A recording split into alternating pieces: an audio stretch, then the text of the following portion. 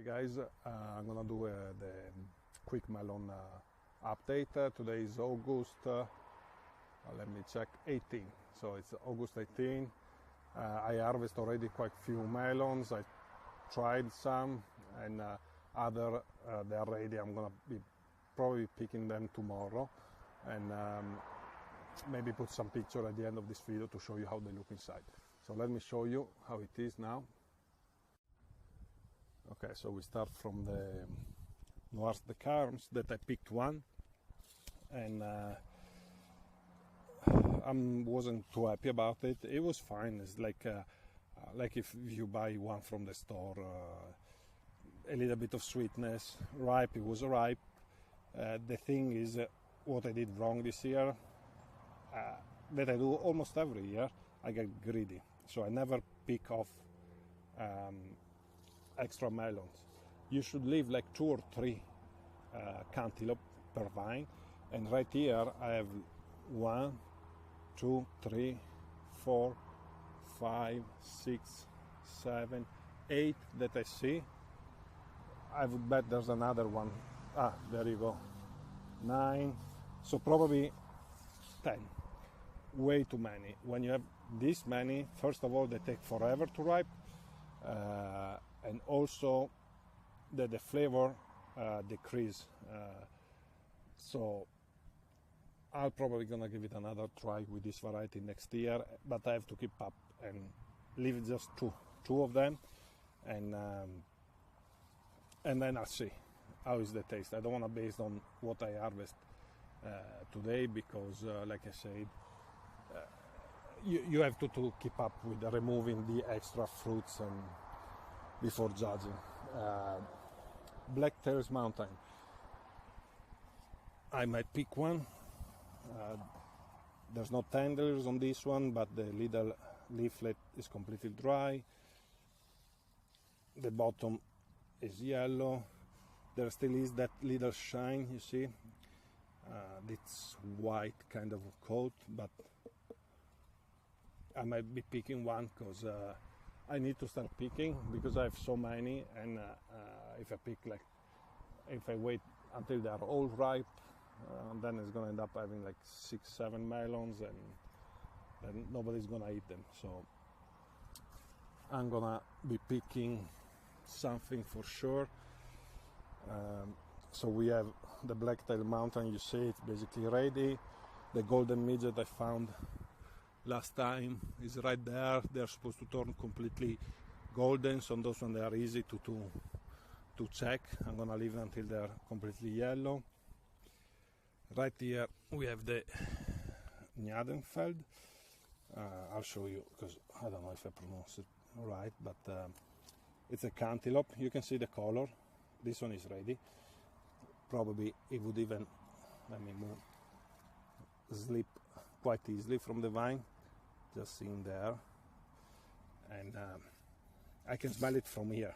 I can smell the melon from what we are 3 feet away, so definitely ready. Noir the Carmes, we have more right there. Let's see, I might even try a sweet Siberian that is right here. It might be ready, or I might wait. Let's see. The tendril, same thing here. I don't see tendril, but I see those leaflets that are brown. I have another one up there, and this, I keep calling it honeydew. Now I start to wonder if instead is a canary melon, because you see how it's turning yellow and it's losing the fuzz that he had, like, you know, like the little hairs, you know, it's like a kiwi fruit, and it's basically getting shine. So if you get shine and yellow, then I'm pretty sure that's the Emmy melon, that is a canary melon that I planted. And yeah, so I'm very happy to get this. It's something that I never grew before, so I want to definitely taste it. And here I have the other Blacktails Mountain, that this one has a tendril, and tendril is green, so I might look underneath to see how it looks. to compare with the other one, but I'm sure this one needs more time. Now let's go check the other bed. Soon I'm gonna show you even a little better how I grow them, how I did it this year and what I'm gonna change for next year. But here we can see the Zatta melons that I showed you on the last video. I opened one, it was that one right there. We have others. I picked that one that it was yellow and it could have used, it was like, taste was very good, probably the best of them all that I tried so far taste wise. The pulp was very firm, I prefer it a little soft, so I'm waiting. I might pick one tomorrow because no matter what I have this one and I have this one right there, so I might pick tomorrow evening. I might pick one of these. See, because yeah, you see, even the fact, did you see the flies, how they come, and the smell, same thing, I can smell them from here, so it's definitely ready. They don't slip from the vine, because you can see, but I read somewhere that it's normal they don't slip. Another thing about this variety, they call it brutto ma buono, ugly but good, and you see it gets like small little warts around, and mine they're not even that bad. I saw some picture online of some with really big warts, and but the taste, yeah, I have to this is something I'm gonna grow again. Another one that I'm looking forward to taste is the Montreal melon, and it's right there. It's a nutmeg type, I think you call them, a green flesh, and this also, it's like I can see on the bottom, if I push, there's a bit of give, so I'm gonna keep an eye. Tomorrow night, same thing, I'm gonna see, I'm gonna go close to it, smell it, see how it is on the vine. Of these two I have 3 if not 4, so I'm gonna pick one because I can afford it. You know, if it's not that ripe, then I'm gonna learn, because every variety is really different, and you just have to grow it often enough that you start to really know the specific signs that they give. Same for the melons. This MickeyLee, I have 3 of them. So, and I see here, let's see, there's the leaflet that is kind of brown. This one, I can see that the tendril is completely brown. You see it right here? Let me see if I can show you better.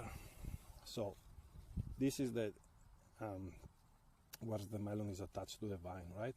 So you can see down here, this was the tendril, and it's completely brown. On top of it, you have the little spoon, they call it, that leaflet, it's brown as well. Underneath, this one doesn't really have a spot to check the color, but I'm gonna be picking this one tomorrow. Same thing, we'll do a big harvest tomorrow. We're gonna have maybe instead of the black tails, I'm gonna be picking this MickeyLee and a couple of cantaloupes, and we'll see. There's those big Jubilee that are getting closer, as always. And I see the tendril though on this one. You can see where my pinky is, that's the tendril closest to the watermelon, and it's green. So again, I'll wait, and because this is, I'm very happy with this, the size is great. It's great that I have 2, mostly the same size. So with this one, I'm gonna wait the tendril, when the tendril is completely brown, I'm gonna be pick one right away. If it's a little under, then I'm gonna be basing my harvest time of the other one based on that, because I saw that, from my experience, you have to wait until the tendril is brown. With all the varieties I grow so far, it works that way, so the tendril goes brown, but after that you might even have to wait a couple of weeks. Like the last year, I think it was the Black Tails Mountain that I tend to wait a while after the tendrils goes brown. And this year, if you saw the video of the Olympia, the seedless watermelon that grow, that by the way, it was amazing, the flavor. I'm gonna be growing 100% next year. When I picked it, maybe 2 days more I would have waited. Not a week for sure, because then what happened, the centers, you start to lose the texture in the center, the crunchiness. So I think 2 days more I could have waited, not for the taste, but just to get more ripe flesh closer to the rind, because if you saw my video, the green part was pretty thick. But I was very happy with that. When I just cut it open, I was not sure, but then as we ate it, it was what you want from a watermelon. The crunchiness, sweetness, juiciness, it was perfect. So 100% next year I'm gonna have Olympia. And this one, you see, tenderly went brown.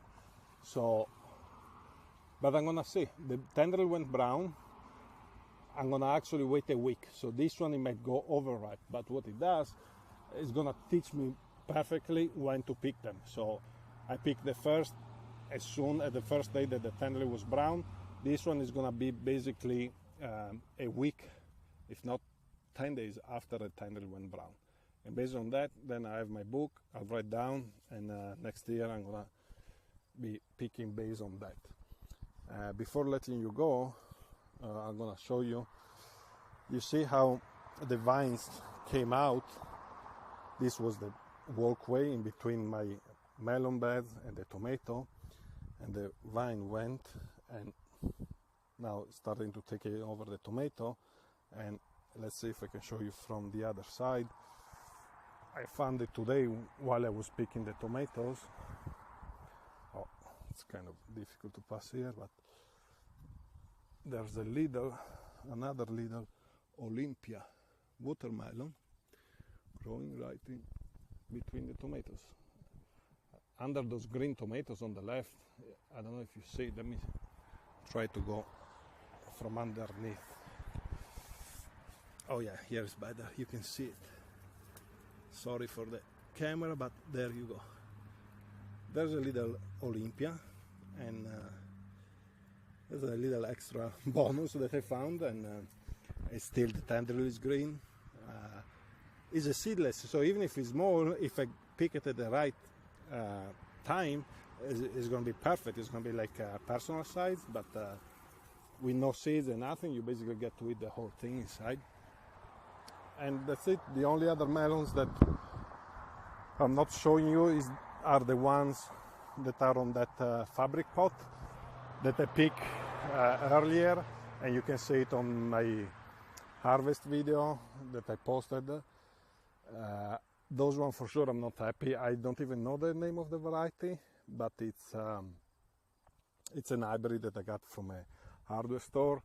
And what it does, and I think this is just my theory, what it does, it's basically it goes from underripe, so with the rind you can see that behind the netting is all green, it goes to overripe right away. So it stays green for the longest time, and then when it starts to just turn color, in a day it went to overripe, and that's why I think it's bred to sustain long travel, so they harvested it is still green, and when you harvest it is still green, the texture is what it is, and that's why I like, to grow as much as I can heirloom stuff that are known for the taste, and maybe on the downsides they're a little more delicate, they have less storage, shelf life, or they are a little more how you say, with a disease. Oh, sorry for the bikes, let me move. So they have maybe a little bit more problem with the disease, but for the home garden I think it's the best, because you're there every day, you have fewer plants, so you can really take good care of them, and they taste like the Zatta melon that I told you, that Italian variety. You can compare it with anything you can find in the store. So that's it for today for the melons. I might be posting this video as it is, or I might wait tomorrow when I harvest those other couple of melons that are ready and put some pictures so that you can see how they look inside. But no matter what, I'll say bye for now, and I'll keep you updated on everything that's going on in the garden.